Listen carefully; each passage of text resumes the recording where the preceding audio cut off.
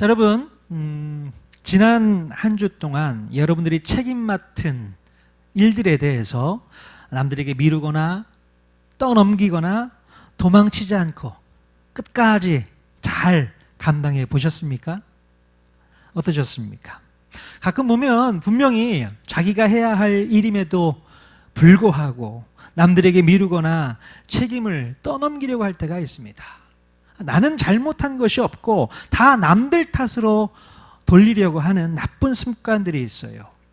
누가복음에 나오는 포도원지기 비유를 통해 말씀드렸지만 여러 가지 이유와 핑계를 대면서 자기에게 맡겨진 책임을 떠넘기는 모습은 그리스도인다운 모습이 아니라고 했습니다.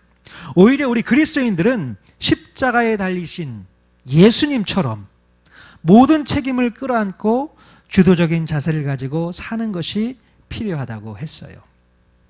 자, 열매가 없거나 성과가 없다고 해서 이 핑계 저 핑계 대면서 도망가려고 하지 않고 오히려 그것이 내 책임이고 내 문제이고 나 때문에 벌어진 일이라고 인정할 수 있어야 합니다.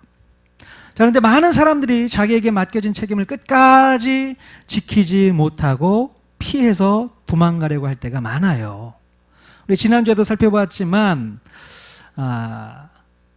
자기 목숨 살리기 위해서 몰래 구명보트를 타고 도망가려고 했던 선원들을 우리가 볼 수 있지 않습니까? 예. 그러니까 자기 목숨만 살리는 게 그렇게 중요한 거예요. 남들은 어찌됐건 내 목숨만 살리면 되지 않나, 이런 생각 때문에 자기 책임을 내던져버리는 그런 사람들이 있단 말이죠.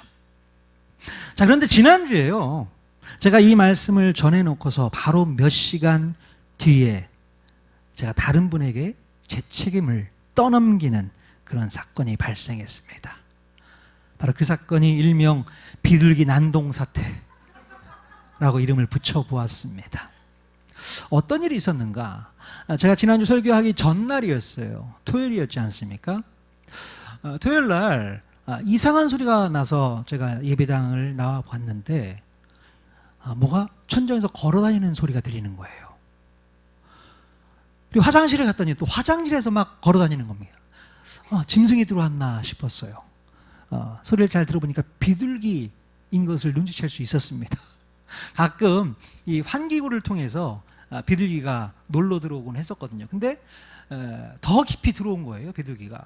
그러면서 환기구를 통해서 나가지를 못하고 있었던 것 같습니다. 그래서 얘가 나가지를 못하고 계속 왔다 갔다 하면서 심란하게 소리를 지르고 있었던 거예요. 그러니까 제가 그 모습을 바라면서 제 마음이 더 심란한 겁니다. 얘가 나가야 될 텐데 안 나가서 이 천정에서 돌아가시면 어떻게 되나, 그런 걱정이 있었던 거예요. 자, 그런데 그 다음날 예배를 마치고 우리 한태희 선기사님께 그 얘기를 했더니 자기가 잡아주겠다고, 비둘기 잡아주겠다고. 제가 그 얘기를 듣고 얼마나 감사했는지 모릅니다. 그래서 천정인의 문을 다 열었어요. 그랬더니 얼마 뒤에 비둘기가 밑으로 내려오는 장면을 목격할 수 있었습니다. 자, 인증사진 한번 보여주세요. 자, 비둘기가 저렇게 내려와서 쌀을 던져줬더니 쌀을 먹고 있는 거예요. 자, 그때 그 순간 우리 한태희 선교사님이 비둘기를 잡아가지고 어떻게 했습니까? 웃으면서 잡아주셨네요. 잡아서 창문을 열고 날려보낸 그런 사건이 있었습니다.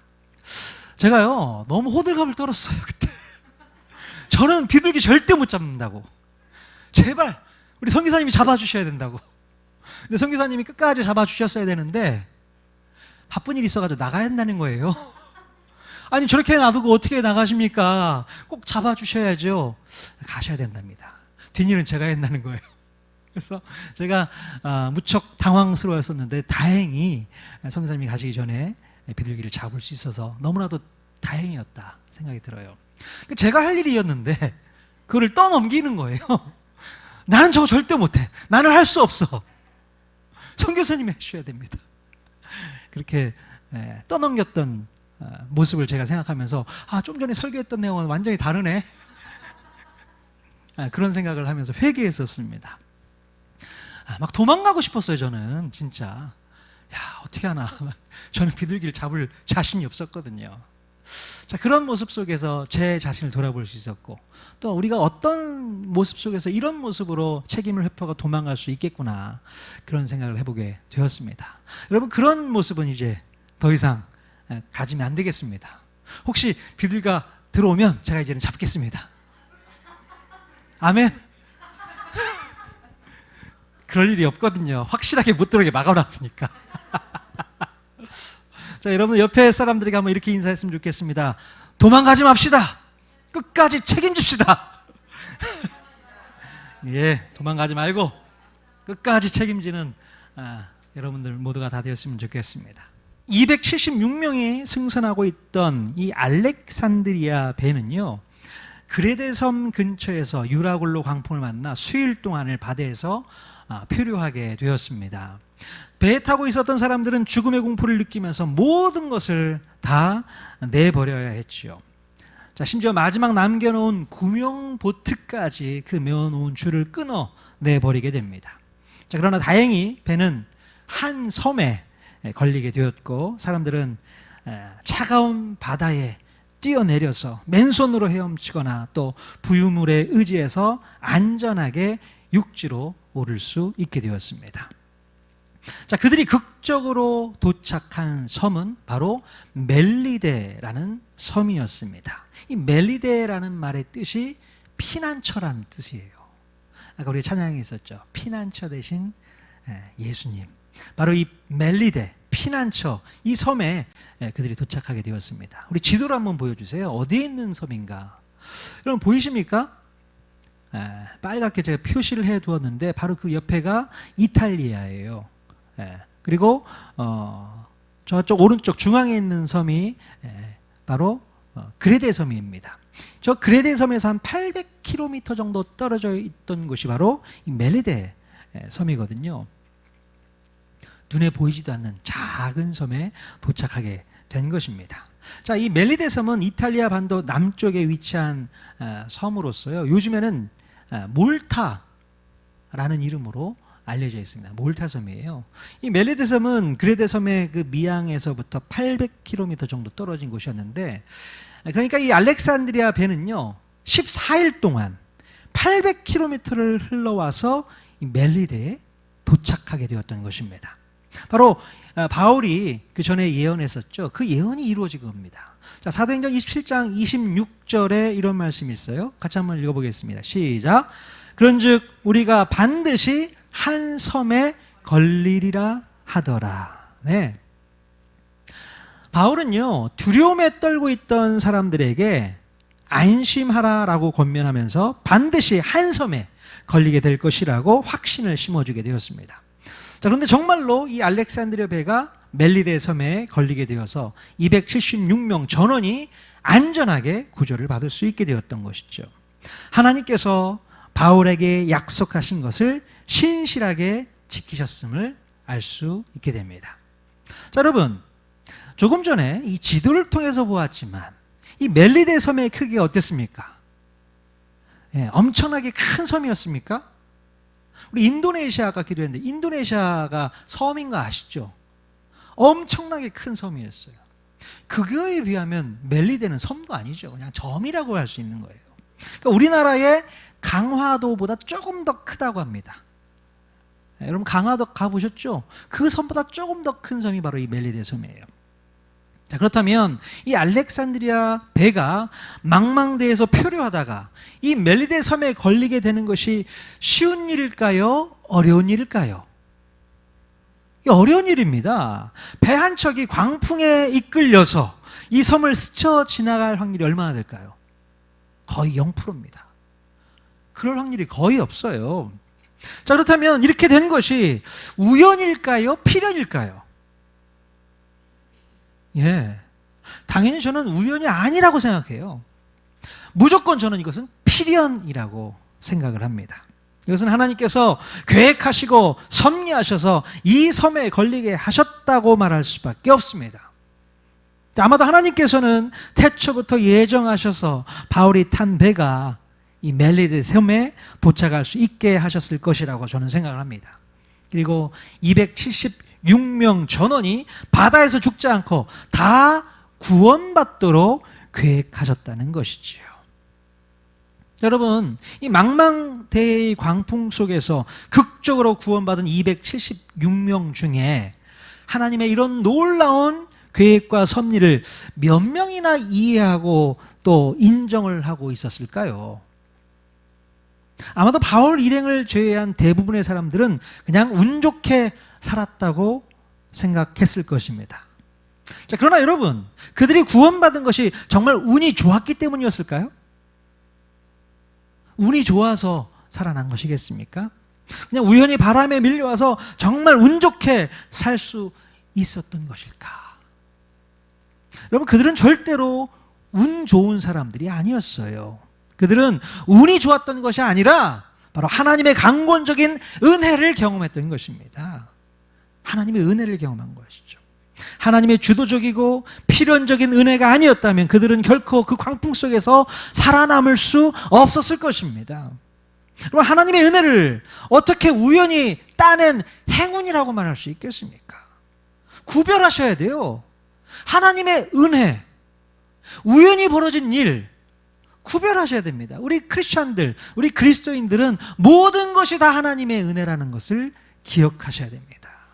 당연히 이루어진 것도 없고 우연히 이루어진 것도 없다는 거예요. 하나님의 은혜가 처음부터 끝까지 있었다는 사실을 기억하셔야 됩니다. 저는 우리 통하는 교회의 모든 성도들이 하나님의 은혜에 대해서 분명한 확신이 있었으면 좋겠어요. 우리가 그 수많은 사람들 중에 예수님을 믿고 구원받은 것이 그냥 운 좋게 얻어 걸린 것이 아니라 하나님의 계획과 섭리 속에서 태초부터 예정된 놀라운 사건이라는 것을 믿음으로 받으셨으면 좋겠습니다. 믿음이 필요해요. 에베소서에 보면요, 사도 바울은 이 은혜의 사건에 대해서 이렇게 간증하고 있습니다. 우리 에베소 1장 4절에서 6절까지 말씀 같이 읽어보도록 하겠습니다. 에베소 1장 4절에서 6절까지 말씀 시작. 곧 창세 전에 그리스도 안에서 우리를 택하사 우리로 사랑 안에서 그 앞에 거룩하고 흠이 없게 하시려고 그 기쁘신 뜻대로 우리를 예정하사 예수 그리스도로 말미암아 자기의 아들들이 되게 하셨으니 이는 그가 사랑하시는 자 안에서 우리에게 거저 주시는 바 그의 은혜의 영광을 찬송하게 하려는 것이라. 아멘. 자, 창세전에 하나님께서는 우리를 택하시고 예정하셔서 당신의 자녀로 삼아주셨다고 이렇게 간증하고 있는 것입니다. 언제부터요? 태초부터 하나님께서 예정하셨다, 택하셨다, 그래서 하나님의 자녀 삼아주셨다. 그 간증이 사도 바울을 통해서 에베소 말씀에 기록되어 있습니다. 그럼 지금 우리가 예수를 믿은 것이 우리의 의지에 의해서 믿은 것처럼 생각이 되지만 사실은 우리의 의지가 아니었고 하나님께서 택하신 은혜였다고 고백할 수 있어야 됩니다. 여러분, 세상에 수많은 사람들 중에 오늘 나를 특별히 택하셔서 하나님의 자녀가 되게 하신 것을 여러분 진심으로 믿어지십니까? 정말 믿어지세요? 이게 믿어져야 되는 겁니다. 그래, 하나님께서 나를 특별히 택하셔서 하나님의 자녀 삼아 주셨어. 세상에 수많은 사람들 중에 나를 건져주셨어. 이 자부심이 있어야 되는 거예요. 이 은혜를 경험할 수 있어야 되는 것입니다. 자, 어떤 분들은 이런 얘기를 합니다. 자기는 어딜 가나 한 번도 경품 같은 걸 타본 적이 없다고 해요. 가끔 경품 뽑는 거 있지 않습니까? 한 번 걸릴만도 한데 나는 죽어도 한 번도 안 걸려. 그런 분 계시죠? 예. 또 어떤 분들은 뭐 가위바위보를 해도 한 번도 이겨본 적이 없어. 예, 그런 분들 계시잖아요. 한마디로 이분은 뭐라고 합니까? 재수가 없다. 난 재수가 없어. 그렇게 표현하신 분들이 계세요. 자, 그러나 이제부터 여러분들은요 절대로 재수가 없어 이런 말씀을 하시면 안 됩니다. 난 재수 없어. 어떻게 병품 하나 걸리지도 않나. 재수 없다는 말씀 하시면 안 됩니다. 재수로 따지자면 여러분들만큼 재수가 좋은 사람들이 없습니다. 왜 그렇습니까? 세상의 수많은 사람들 가운데 하나님의 자녀로 선택되었으니 가장 운 좋은 사람들이 바로 여러분들이십니다. 야, 진짜요. 비록 다른 것에 대해서는 재수 좋은 경험을 단 한 번도 하지 못했다 하더라도 우리가 하나님의 자녀로 선택된 것이 바로 제대로 수지 맞았다라는 것을 깨달을 수 있길 바랍니다. 나는 수지 맞은 사람이야. 이야. 자, 이것은요, 우리가 로또 복권에 당첨된 것보다 더 다행스러운 일이다.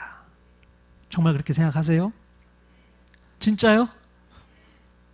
로또 복권 당첨돼봐 막 난리 피우면서 그럴 텐데, 예수 믿고 구원받은 것에 대해서는 왜 난리를 안 피워요? 할렐루야. 그러면서 좋아해야 되는데 로또 복권 당첨되면 더 기뻐하고 더 좋아하고 더 날릴 것 같아. 자, 우리가 예수를 믿는 것은요, 배 한 척이 망망대해에서 작은 섬을 만날 확률보다 더 어려운 확률일 수 있습니다.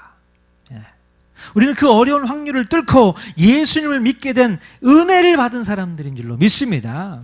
여러분, 이 사실을 자랑스럽게 생각하셔야 돼요. 야, 자랑스럽다. 내가 뽑혔어. 내가 하나님의 자녀로 뽑혔어. 이것처럼 큰 은혜가 어디 있습니까? 자랑스러워 하셔야죠. 자, 여러분 옆 사람에게 이렇게 한번 인사했으면 좋겠어요. 예수 믿은 것 축하드립니다. 예수 믿은 것 정말 축하드립니다. 하나님의 자녀로 뽑히신 것을 축하드립니다. 예, 정말 축하해야 될 일입니다. 얼마나 좋은 일입니까? 자, 이제 바울 일행은 바다를 헤엄쳐서 간신히 육지로 오르게 됩니다. 자, 특별히 바울은 얼마나 더 힘이 들었을까요? 이 알렉산드리아 배가 해안가 쪽으로 오면서 모르트에 걸린 거예요. 그래서 배가 파손이 되고 더 이상 배에 있을 수가 없어요. 그래서 바닷물 속으로 뛰어들어가지고 헤엄쳐 나와야 될 상황이었던 것입니다. 바울도 나이가 그때 당시에는 꽤 들었을 거예요.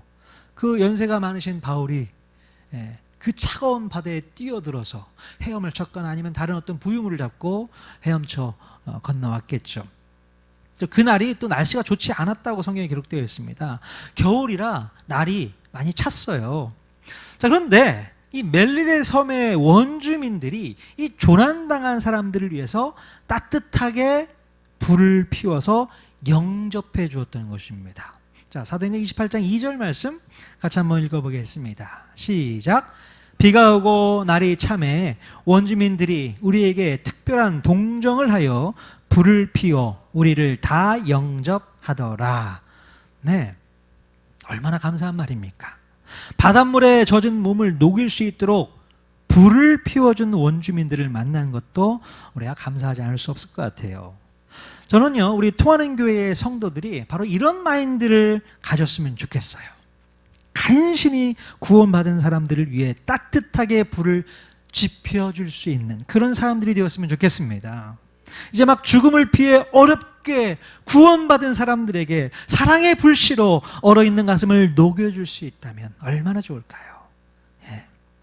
혹시 우리 교회에 어떤 사람들이 구원받아 찾아오면 그들을 외면하지 말고 사랑으로 품어 안아줄 수 있는 그런 성도들이 다 되셨으면 좋겠습니다. 누구라도 찾아오면 누구라도 반갑게 맞이할 수 있는 것이 하나님의 자녀의 모습인 줄로 믿습니다. 새로운 가족들, 새로운 식구들이 찾아오면 정말 기쁘게 맞이해서 따뜻한 불로 저들의 마음을 녹여줄 수 있는 저와 여러분 모두가 다 될 수 있기를 주님의 이름으로 간절히 축원드립니다. 자, 그런데요, 놀라운 일이 그 뒤에 또 벌어지게 됩니다. 자, 3절 말씀 같이 읽겠습니다. 시작.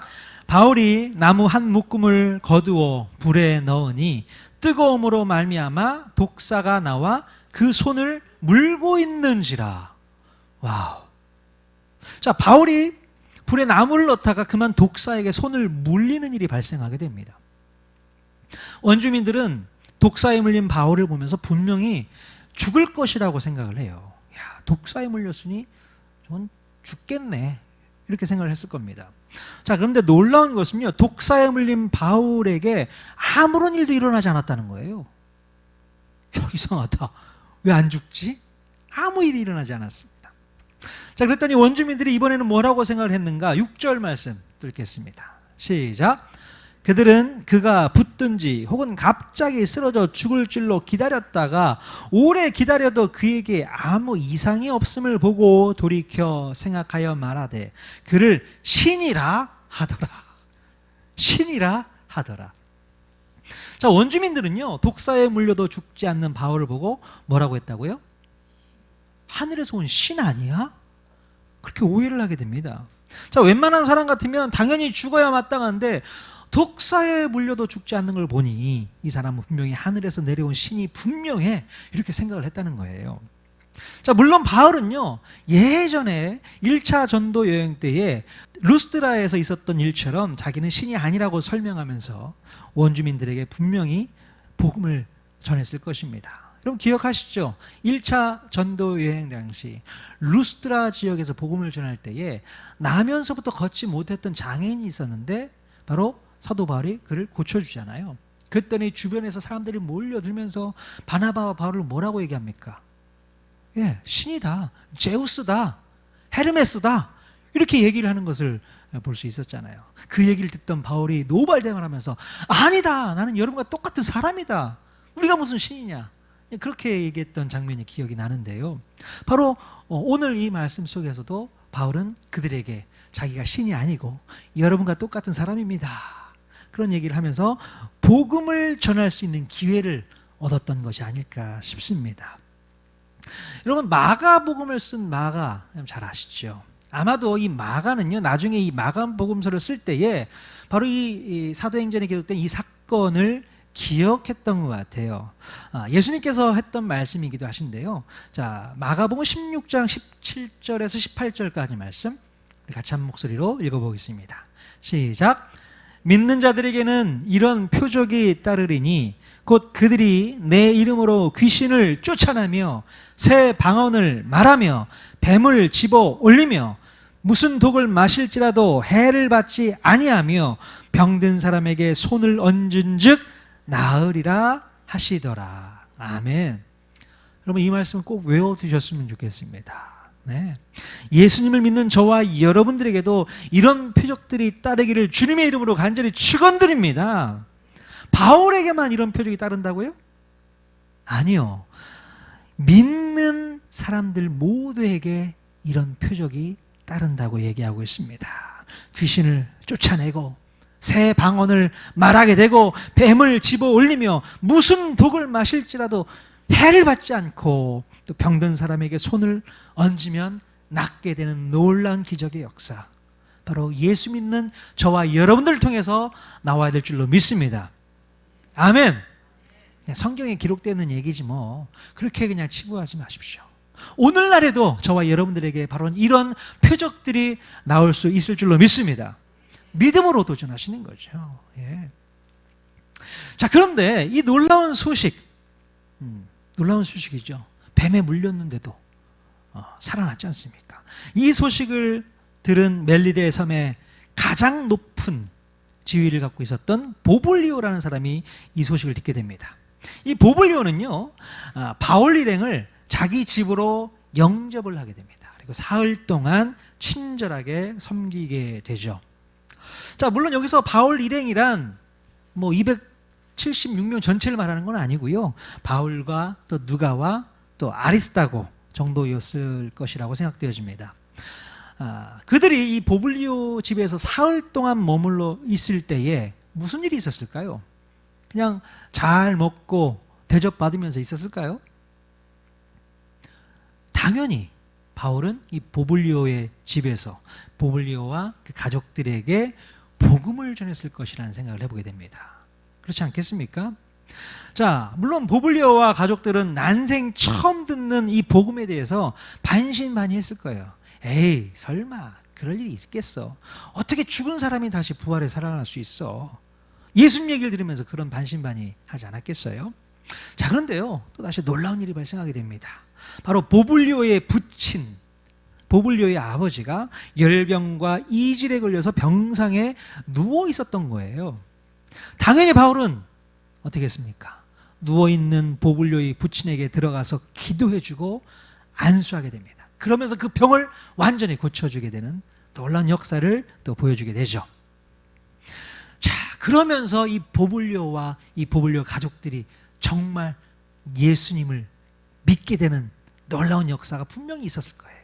성경에 기록되어 있지 않았지만, 야, 하나님 살아계시구나, 예수님 부활하신 거 맞구나, 예수님의 능력이 우리 아버지 살렸구나, 그런 소문이 나지 않겠습니까? 자, 그래서 이 소식이 섬 전체에 퍼지게 되었고, 다른 병든 사람들도 이제 바울에게 찾아와서 고침받고 치유받는 놀라운 역사가 일어나게 됩니다. 예, 얼마나 놀라운 일이 벌어졌을까요? 그 작은 섬 안에 발칵 뒤집히는 사건이 벌어진 거 아니겠습니까? 자, 조금 전에 마가복음에서 읽었던 것처럼 믿는 자들에게는 이런 표적이 따르리니 병든 사람에게 손을 얹은 즉 어떻게 된다고요? 다 낫게 된다. 바로 지금 이 사건이 벌어지고 있는 것입니다. 자, 바울 한 사람을 통해서 작은 섬 전체가 완전히 뒤집어진 역사가 일어난 것이죠. 바울은 이 섬에서 벌어진 일들을 보면서 하나님의 뜻과 하나님의 마음을 깨달았을 것 같습니다. 아하, 이런 일을 이루시기 위해서 이렇게 여기까지 나를 오게 하셨구나. 이런 일 때문에 그 알렉산드리아 배가 유라굴로 광풍을 만나 여기까지 흘러오게 하셨구나. 그거였구나. 하나님의 뜻을 깨닫게 되는 것을 볼 수 있어요. 바울은 하나님의 예정과 택하심을 목격하면서 이제 가슴이 더 뜨거워졌을 것입니다. 처음에는요, 바울과 일행들이 하나님의 은혜를 받아 구원받은 줄로 생각을 했는데, 나중에 가서는 이 멜리데 섬의 원주민들 모두가 하나님의 은혜를 받아 구원받게 되었다고 생각했을 것입니다. 자, 그들은 얼마나 어려운 확률을 뚫고 하나님의 자녀가 된 것입니까? 사도 바울이 바다에서 조난을 당해서 이렇게 섬으로 밀려오게 될 것을 그곳 원주민들 중에 어느 누구 하나 상상이나 했겠어요? 그리고 그가 예수 그리스도의 복음을 전달해 줄 줄이야 누가 알았겠습니까? 정말요, 기가 막힌 노릇이죠. 여러분, 광풍이 일어나는 바다 한가운데서 극적으로 구조된 사람들이나 망망대 한가운데 있는 이 멜리데 섬에서 복음으로 구조된 사람들이나 뭐가 다를 것이 있겠습니까? 똑같죠. 태초부터 계획되고 예정된 하나님의 놀라운 은혜가 있었음을 깨달았기에 그들은 서로 바라보면서 말할 수 없는 감사와 감격의 눈물을 흘리지 않았겠습니까? 예. 하나님이 정말 살아계시구나. 우리를 바다에서 건져 올려주신 그 하나님의 은혜가 생각났을 것이고요. 그 섬 주민들은 하나님의 복음을 경험할 수 있게 된 것을 감사할 수 있었을 것이고요. 서로가 부둥켜 안으면서 이게 하나님의 은혜구나. 하나님의 은혜. 모든 것이 하나님의 은혜. 그 노래 불렀을 것 같아요. 당연한 것 하나도 없구나. 우연히 있었던 것이 아니었구나. 하나님의 계획과 섭리가 우리에게 있었던 거구나. 그 은혜를 누리면서 그들이 구원받은 것을 찬양하지 않았을까 싶습니다. 여러분, 제가 9월 달부터 새로운 사역을 하나 시작하게 되었습니다. 요즘에도 계속 토요일마다 송도외과 병원에 가서 직원들 예배를 인도하는 거 알고 계시죠? 벌써 그 사역을 한 지가 한 5년, 6년 가까이 된 것 같습니다. 꽤 오랜 시간 동안 진행을 해왔고요. 어제 우리 송도외과 원장님이 저에게 한 가지 또 말씀을 해주셨어요. 9월 달부터 제가 수요일 날 오후에 시간을 내서 와달라는 겁니다. 뭘 하라고요? 원목 같은 역할을 좀 해달라는 겁니다. 병원 같은 데 보면은 원목들이 가끔 계시잖아요. 그분들이 그곳에서 환자들을 돌보고 살피는 그런 역할을 하고 또 복음을 전하고 예배를 드리는 그런 역할을 하는데, 뭐 정식 원목은 아니지만 그런 역할을 감당해 주셨으면 좋겠다, 그런 얘기를 하시는 거예요. 그래서 제가 간다고 했을까요? 안 간다고 했을까요? 당연히 간다고 했죠. 왜요? 복음 전할 수 있는 기회가 저에게 찾아온 거 아니겠습니까? 제가 교회만 있으면 복음을 전할 수 있는 기회가 전혀 없어요. 예전에는 그래도 노방전달을 했지. 요즘 코로나가 오면서부터 노방전도 못 하잖아요. 복음을 전할 수 있는 기회가 없는데 정말 그런 합당한 기회가 저에게 찾아온 겁니다. 그래서 매주 수요일마다 찾아가서 한 2시간 정도 그곳에 오는 환자들이 많이 있어요. 특별히 송도 외과뿐만 아니라 3층에는 암 환자들을 위한 센터가 있거든요. 그래서 암 환자들이 와서 치료를 받고 하는 그런 곳이 있고 병실도 있습니다.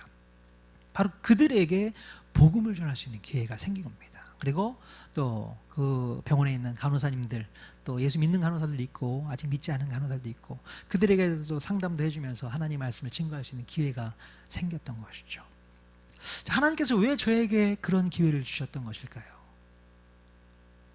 아마도 세상 가운데 육신의 연약함 가운데 죽어가고 있는 저들을 예수 그리스도의 복음으로 구원해내라, 그런 사명을 저한테 주신 것이 아닌가 생각을 해보게 됩니다. 망망대해 가운데 광풍이 몰려와서 죽을 것 같은 그런 삶을 살고 있는 저들에게 예수 그리스도의 복음으로 구원해내라, 건져내라, 그 사명을 저에게 주신 것이 아닌가 싶습니다. 어쩌면 그들 가운데 탈출구를 찾지 못하고 헤매면서 돌아다니는 비둘기와 같은 목숨, 그런 목숨으로 하루하루 살고 있는 사람들이 있지 않을까요? 자, 그들에게 복음을 전할 수 있는 기회가 저에게 찾아온 것이죠. 여러분, 저를 위해서 기도해 주시고 중보해 주셔야 됩니다. 저를 통해서 정말 구원의 역사가 이루어질 수 있기를 주님의 이름으로 간절히 축원드립니다. 하나님께서 계획하신 분들이 분명히 있으십니다. 하나님께서 예정하신 분이 있으세요. 택하신 분이 있으실 줄로 믿습니다. 그들을 만나러 가는 겁니다. 그들에게 복음을 전했을 때에 이것이 하나님의 은혜였군요. 내가 예수님을 믿게 된 게 하나님의 은혜였군요. 그런 간증과 고백들을 받아내려고 하는 거예요. 자, 그래서 하나님께서 맡겨주신 사역, 사명 잘 감당할 수 있도록 여러분들이 저를 위해서 기도해 주실 수 있기를 바랍니다. 자, 수많은 사람들이 예수를 믿고 영적인 구원도 받고 육신의 질병도 치유받는 놀라운 역사가 우리 통하는 교회를 통해서 이루어질 수 있기를 주님의 이름으로 간절히 축원드립니다. 함께하는 사회라고 저는 생각합니다. 저만 하는 사역이 아니고 우리 통하는 교회가 저와 함께 할 수 있는 사역이라고 저는 믿습니다. 그 사역, 구조된 사람들이 많이 일어나게 될 줄로 믿습니다. 그것을 기뻐하실 줄로 믿고 열심히 최선을 다해서 9월부터 달려나갈 생각 갖고 있습니다. 함께 동참해 주실 것이죠? 같이 가도록 하겠습니다. 아멘.